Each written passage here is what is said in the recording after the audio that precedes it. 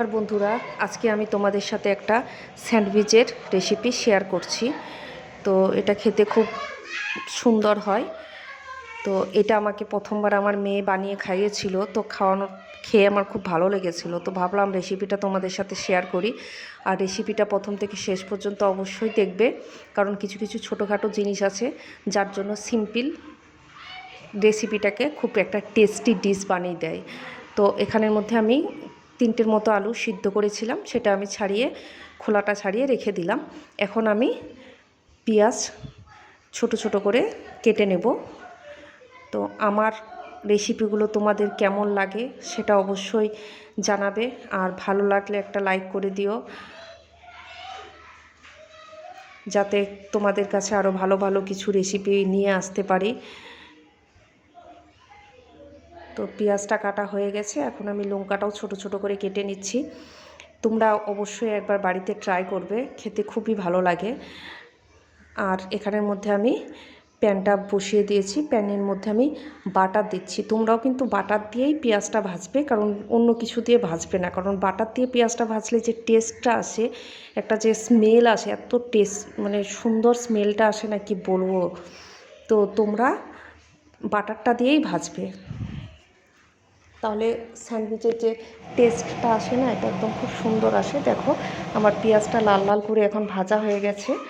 আর আলুটা আমি হাত দিয়েই মাখছি, কারণ হাত দিয়ে মাখলে যে মজাটা আসে না, ওটা অন্য কিছু দিয়েও আসে না। তো আলুটা হাত দিয়ে মাখতে খুব ভালো লাগে, তাই হাত দিয়েই মাখলাম। আর এখানে ওই যে বাটার দিয়ে পেঁয়াজটা ভেজে রেখেছিলাম, সেটা আমি এখানে দিয়ে দিলাম।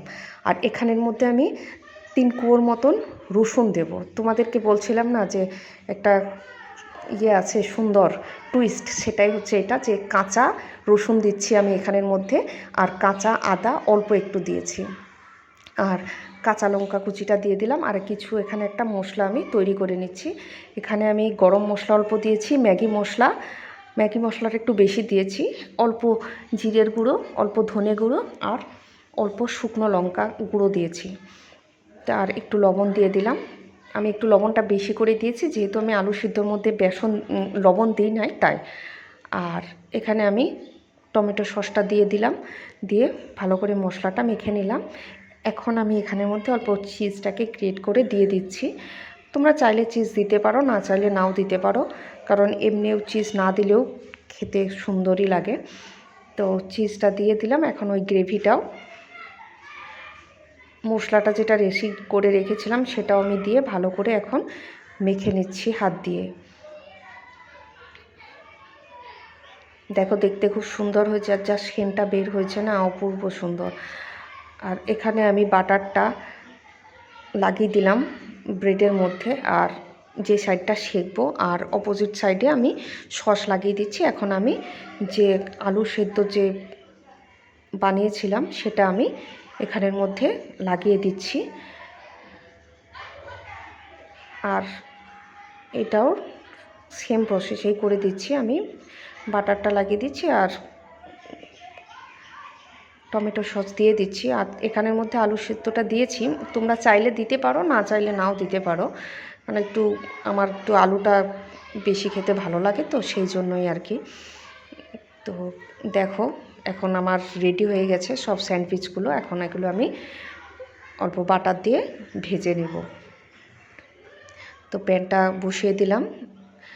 তো যেহেতু বাটার দেওয়া আছে, এত দেওয়ার দরকার নেই, তো আমি এখানের মধ্যে এখন এটা অল্পক্ষণ ঢেকে দিয়ে আমি এটা ভেজে নেব। তো অবশ্যই জানাবে যে আমার রেসিপিগুলো তোমাদের কেমন লাগে, তাহলে খুব ভালো লাগবে। আর আমি চেষ্টা করব আরও ভালো ভালো কিছু রান্না তোমাদের সামনে নিয়ে আসতে।